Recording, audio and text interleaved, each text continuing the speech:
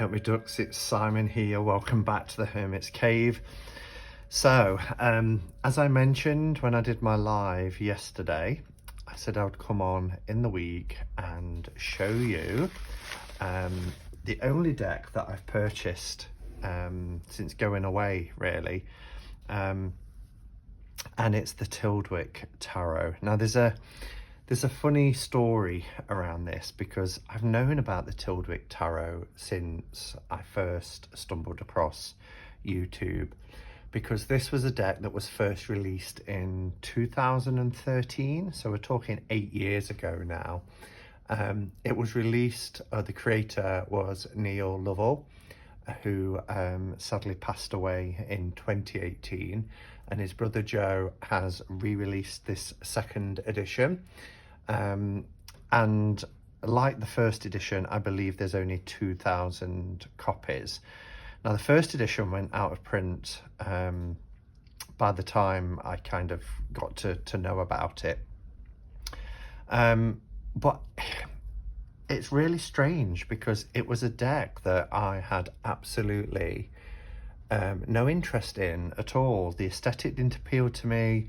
And you know, I think a lot of that has to do with timing. And I'm sure many people here who are watching this will agree that, you know, we see decks and we think that they're not for us. And then, you know, a year or two later, we're in a different position, a different place with our tarot journey, with working with different cards and systems.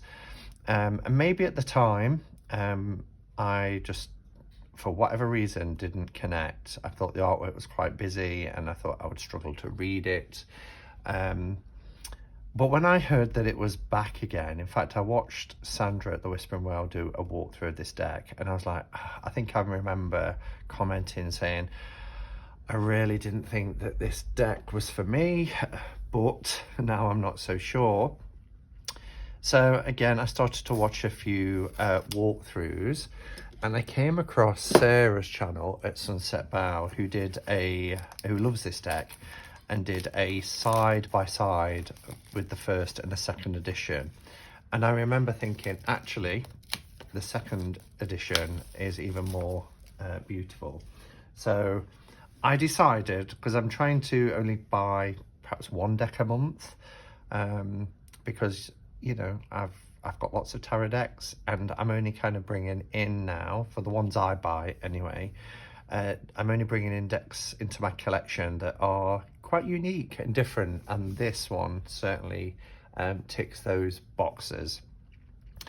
Was it FOMO because of the 2000? Maybe, because when this originally, the first edition went out of print, this deck was commanding ridiculous amounts of money on auction sites that I wouldn't have been prepared to pay anyway, even if it was a deck that I wanted to get. So yeah, the Tildwick Tarot, if you've been living under a rock and you don't know anything about this deck, which is quite possible, I shouldn't assume that everybody knows about every deck. The idea of this deck is that it's to give you a feel that you are walking through the grounds and the inside of a kind of an English grand stately home. It's very intricate, it's very ornate, it's beautiful, and from what I remember, Neil Lovell, who created the deck, took inspiration from, you know, architecture and flowers, as well as things like geometry. But for me, this deck is a real escapism into this imaginary world through lots of portals that exist within this grand stately home. So that's kind of a little bit about what I know so far of the deck.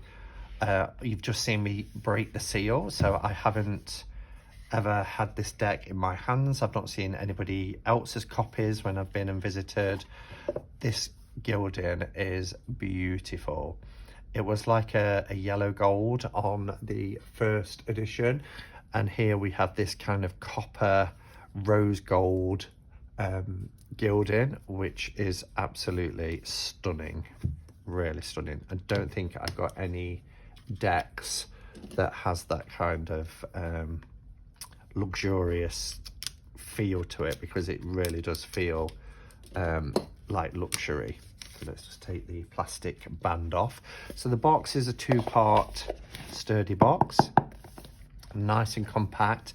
The backs on the cards are the same as the back of the box, which is kind of like this floor surface, I would say, with these star effects. Let me bring one closer so you can have a look. Oh, the cardstock is beautiful. So yeah, it's like a tiled floor, almost like a marble floor, but with these stars and different, as I mentioned, you know, he took inspiration from geometry as well, so it gives you this kind of geometric feel. Okay, so there's a little bit, because there's no booklet with this deck. There is looks like a tribute card. This was the bottom and this was on top. So I'm going to move the box out the way, but the box is lovely. There's not a lot on it. That's the publishing company, self-published. It just says Tildwick and 2nd edition. And then, yeah, the company 2021. How is that pronounced? Let's have a look. I should know because I got an email from them. It's Malpertuis, I think. Malpertuis Designs. Okay, so that's the box. So here, and I'm going to bring the camera in a little bit here. Okay, that's a little bit better. So here we have this lovely tribute card. So it says Neil Lovell, 1971. Wow, that's no age. I don't know how he passed, but you know, that's a year younger than me. 1971 to 2018. The flame that burns twice as bright burns half as long. What a beautiful tribute. And it says this was definitely true for Neil, a gifted artist and scholar with a particular interest in languages and cultures. And I think that's quite evident through the deck. Even though I said, you know, this is like a tour of a English grand stately home, there are references to other cultures in the deck as well. During a business trip to the Middle East, he amazed his boss by chatting almost fluently with the taxi driver, saying, "I thought I should learn a few words." This is just one of the stories of Neil's life that only came to light after his passing. He would delight everyone with colourful stories from his travels, complete with accents, making the characters involved alive for the listener, but rarely speak of himself. Wow. Can I just say, this cardstock as well is really beautiful. This is really lovely, nice matte cardstock, and it's got a lovely core to it. It feels thick, but not too thick. I mean, this is quite a chunky deck, but it's not over chunky. And then this card was at the bottom, and it tells you really about the process of the Tyldwick Tarot. So rather than the creative process. So rather than read it all out, I'm going to put it here. And if you want to press the pause button and have a read of that, then do. But just, you know, just to reiterate here around why we have this 2nd edition, it says at the bottom, "It is in his memory that this 2nd edition has been produced. I too have received so much support from all of you following Neil's sudden passing, and I would like to take this opportunity to say thank you. Gone but not forgotten." So this is kind of like a 2-part tribute, and I think that's a really, really lovely touch. Okay, so let's have a look at the cards. I will perhaps do this a little bit differently. I want to talk about the cards and what I see in the cards. I just want to make sure the lighting is okay, because we are getting into darker nights now. So let's just turn the lighting up a bit and hopefully that will be okay. I will do a flip through, but that will be at the end. So if you're not interested in hearing my thoughts, you just want to see the images, then use the scroller bar at the bottom and move it across to where it says flip through. Well, I'm going to go through each of the cards. So here we have our full card, and it's so beautiful. We've got this fireplace, we've got this beautiful ornate mirror, we have the reflection of the fall looking back at us, these beautiful butterflies, and I love the mosaic tiling in the background as well, really nice. The dog is here, the fool's dog is on the mantelpiece. We've got like an artist dummy here, you know, those kind of wooden models which reflects, you know, the creativity. Really beautiful. So you do still have the symbolism that you would see and attribute to the major arcana cards. Here's our magician. We've got like a puppet theatre going on in the background, as you can see there, the magician entertaining an audience. And on this kind of dresser here, we've got the cup, the pentacle, the wand, the sword, all of the tools are there. And I thought that these images, from watching other people's walkthrough, and you're probably getting that sense looking at mine, that they seem, at first I thought some of the images seemed a little bit washed out and there was a heavy filter on them, so I was kind of detaching myself from it. But actually having the cards in your hand and looking at them, that's not as I originally thought, which is, I mean, the deck was beautiful anyway, but it's even more beautiful. Here we have our High Priestess.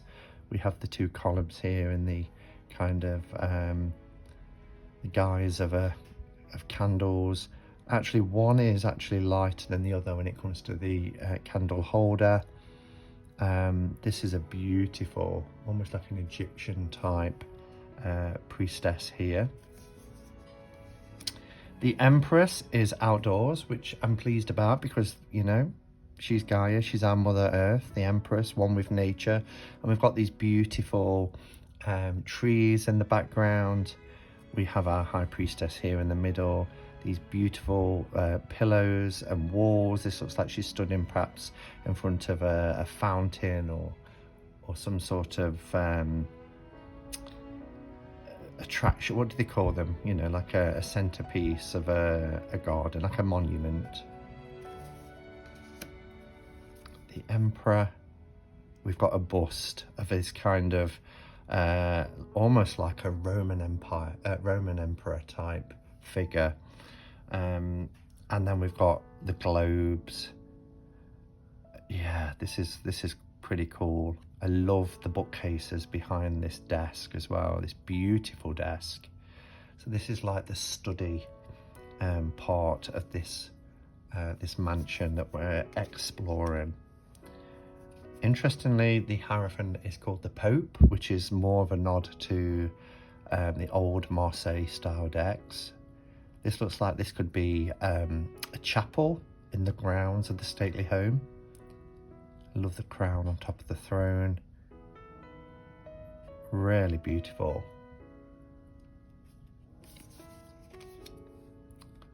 Our lovers. This is like a painting that's hanging behind this desk. We do have, you know, human faces expressed in these picture frames. It looks like they're both females as well. And then there's this kind of erotica, beautiful classic painting. And again, we have another bust here. Isn't this beautiful? Such a beautiful deck. The Chariot. We have, it looks like the griffins or something here. Ornamental ones. It's on this huge kind of, it almost looks like, at first glance, it looks like a seating area, but it reminds me of one of those kind of worship shrines. But look at the tapestry in the background. This is such a beautiful card. I love this card. have the Justice card. But look at the vases with the beautiful flowers in them. We've got the Scales of Justice here. Really stunning.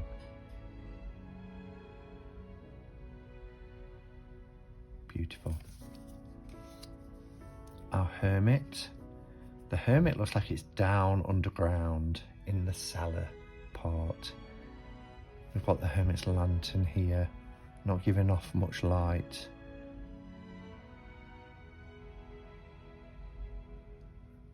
I wish there was a little book or something to tell you a little bit about the story behind each card, because these cards are like looking into a picture book.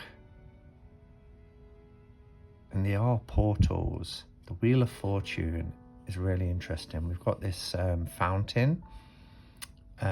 This reminds me, although it's a lion's head, but you know, when you go to the Chalice Well in Glastonbury, you've got the Chalice Well head up at the top, which is the very famous, iconic well head. But then as you come down, there is some drinking water that you can have, which comes out of this little lion's face that comes out of the wall. But here it's like a water wheel, isn't it? The water is pouring the wheel and making the wheel turn. We have Fortitude for the Strength card. Notice that it's number 11.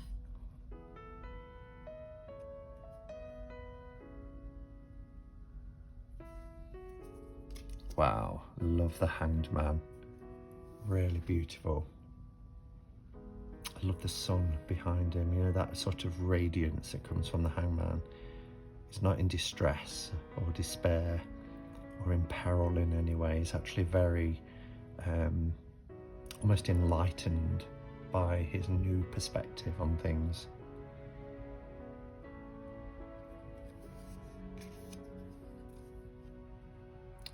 Here we have our Death card. Look at the Death figure through the mirror. Clock set to just after 10:10.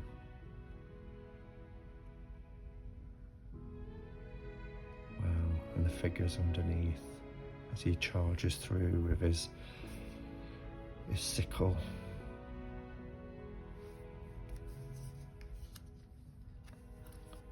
Temperance is beautiful. I mean, they're all beautiful. Don't know why I keep saying that. Each card is just stunning.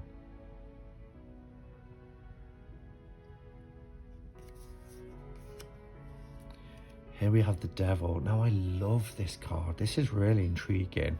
We have this ornate mirror, very beautiful mirror, which is very attractive to the eye. It draws you in. You can see we've got quite a plain fireplace compared to some other fireplaces in this deck, because you know the attraction here is the mirror, and we have the Devil at the top. It's part of that intricacy of the design. We have the two kind of characters that are, I mean, they're not chained or bound, but they're, you know, they're dancing to the Devil's tune. But then inside this mirror, little fleck there, inside this mirror is this shadow. Do you see that shadow? And for me, that's about what's going on inside. What is it that is binding us,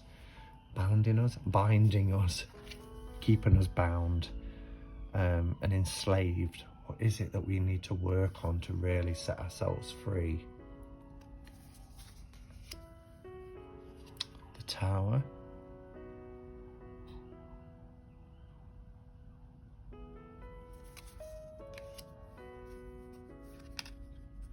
Again, the sun, the Star card here.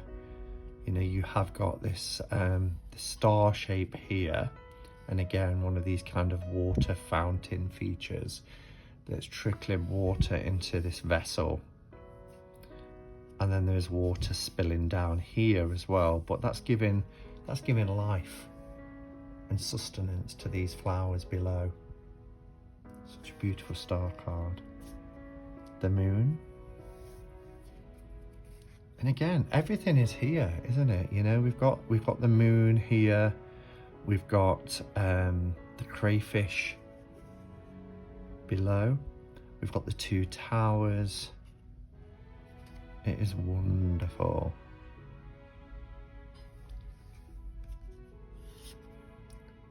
The sun, beautiful sun. This looks almost like a Buddha, like a Thai Buddha. I'm trying to get a close-up look. But these beautiful vases with sunflowers in, and then this geometric design here of the sun's rays. Really beautiful.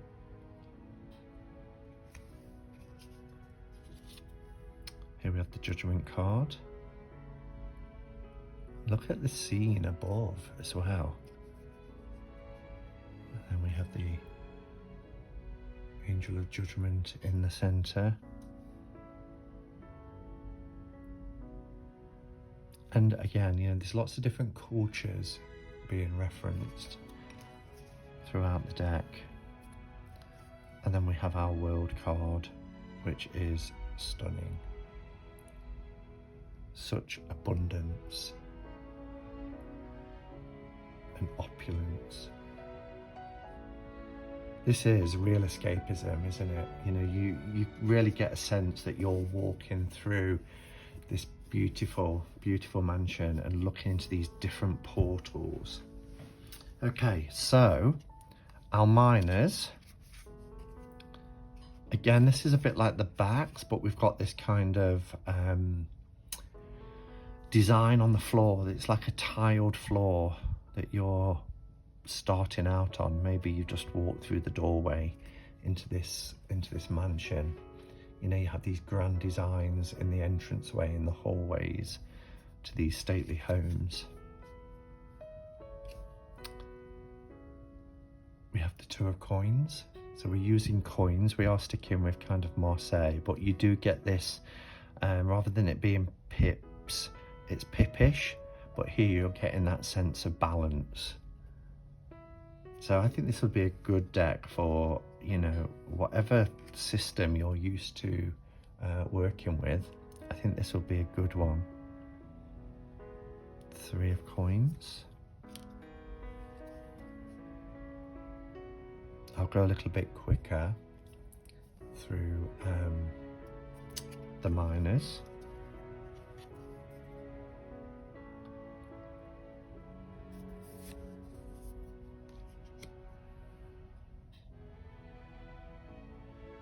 I love that. Look at that. Look at the detail. Beautiful doorway. It's like it's going into a secret garden. These ornate pillars.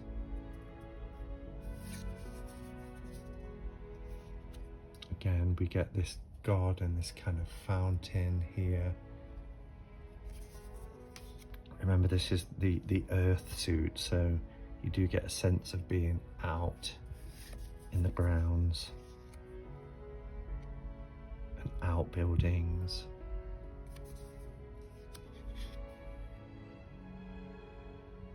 The 10. Now, interestingly, the courts all have portraits. How are they being? Knight, Queen. I'm wondering if it's easier, I think it will be, to separate the pips 1 to 10 and then show you, because they're, oh, look at the colours as well, they're kind of colour coded, if that's the right expression, but the miners are, you know, linked in their kind of colours. I don't even think now, I didn't take those last lot out, I just showed you them. 9, 10. Okay, so I'm going to put them to one side for a second, because the way that the miners have been done is, if I show you them like this, hopefully they'll all fit on camera. I might have to move my candle a second.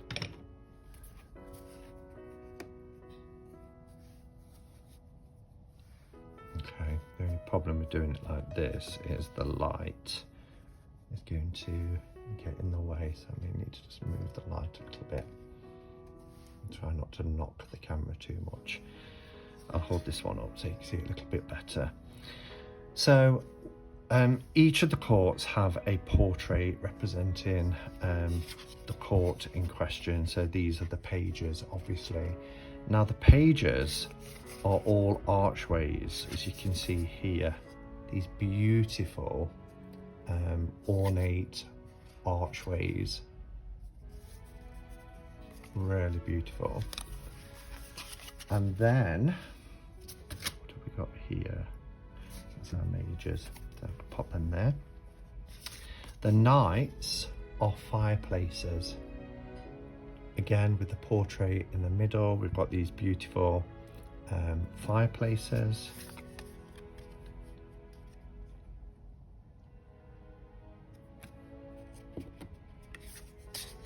This ain't gonna be great for when it comes to the walkthrough because I've got them out of order now. I'll have to put them back before I do the flip through. So you see these beautiful fireplaces. For our queens, we have these water features, which we've seen quite a few times through the deck, but isn't that nice having that watery energy for our queens?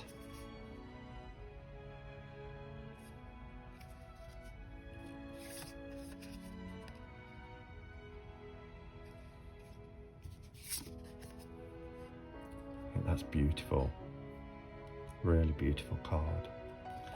And then for our kings, they are windows. And I think that's such a cool concept to link the courts together in that way, but still have these beautiful kind of portraits hanging in the middle. Look how gorgeous that is.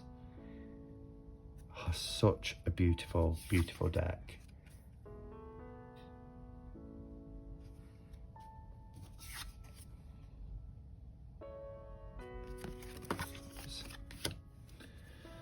Okay, so if we go back to our minors then, so we're up to the cups now. Oh, look at that. This reminds me of somewhere I used to want to start singing Madonna's This Used to Be My Playground now. There used to be a hall near to where I lived, Wollerton Hall. It's still not far from here, but they have the most beautiful gardens, and at the back of Wollerton Hall they've got a garden just like this. It just reminds me of that. Look at this beautiful wrought iron gate.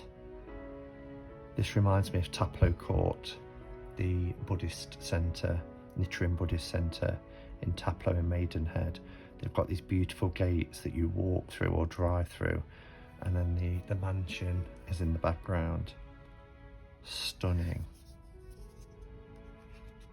Four of Cups, and we've got these four kind of tankards, beautiful ornate cups. It's just so beautiful. Look at that, the Six of Cups. And that looks like the sea in the background. Maybe this is a coastal. The watering can there. What does that say? I need my magnifying glass. There is something written there. So it says TD and HC and WH. Not quite sure what that is, and it's got the Roman numeral number for 8. See, this is why I'd love a little book or something with it. 7. The 8. This is like the gardener's potting shed. There's a groundsman. Look how beautiful these are. These are like little perfume bottles.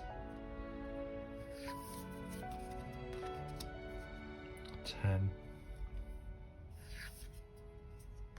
And then we have our staves rather than wands.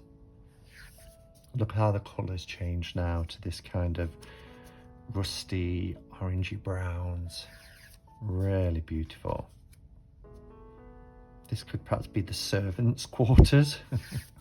They don't seem as opulent or as grand as some of the others.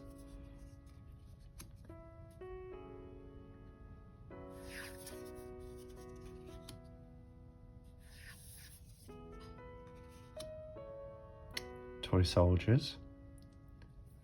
And a toy box here, or toy chest. Target practice.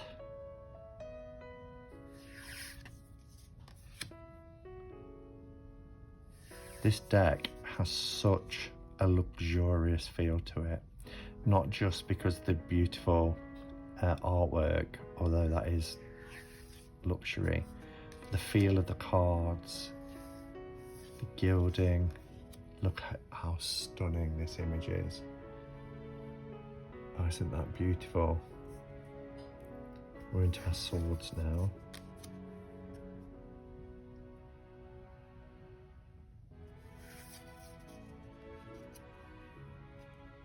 We have a wheelchair, which is nice to see.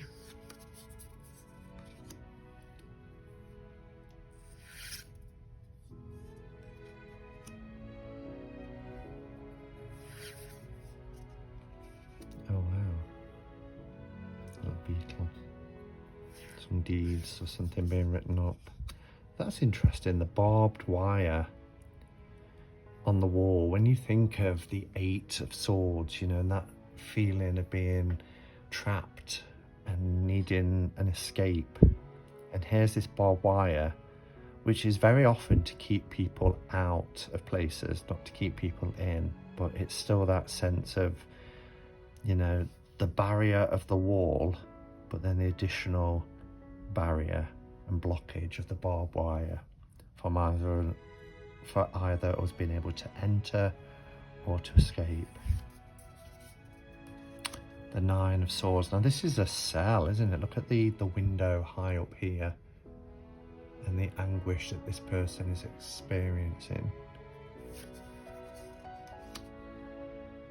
Wow. What a beautiful deck. Okay, so what I'm going to do, I'm going to put these back in order.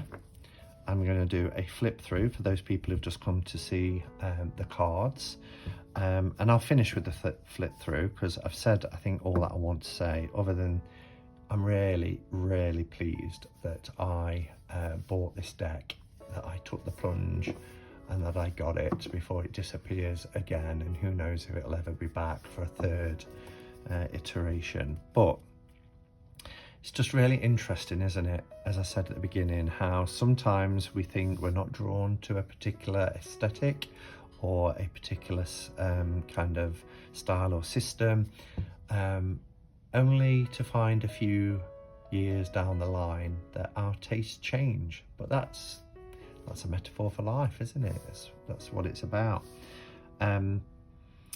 And that's the lesson I've learned as well, in terms of not letting go of decks too easily, because most, not all, but most of the decks that I have thought that I don't gel with and I've given away, I've ended up buying back. So I kind of hang on to them now because I think, well, they might not be for me right now, but another 4 or 5 years from now, even if it's as long as that, I can't stop playing with this. It's like holding a beautiful gold bullion bar or something. It's stunning. It may, you know, it may be the deck to use at another point in time. Okay, so thank you for watching, everybody, and enjoy the flip through.